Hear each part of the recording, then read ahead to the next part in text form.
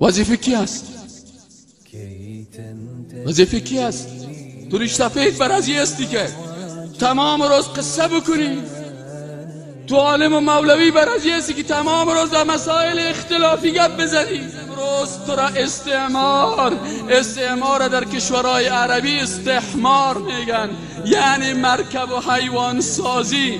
تلویزیونش اولاد تو را مشغول ساختن به کارهای زشت، به خواندنا، و تو ریش سفید تلویزیون خریدی و تو پدر تلویزیون پیشروی از ماندی، و وقتی که خبرها میاد قانون ساخته میشه ضد قانون الله ساکت هستی که ساکت عن الحق شیطان اخرس. عالمی که درباره قانونی که ضد قرآن از گپ نمیزنه شیطان گنگ است. تو عالم باید گپ بزنی، تو عالم باید صدایت بلند کنی، تو عالم باید چیغ بزنی. تو ریش سفید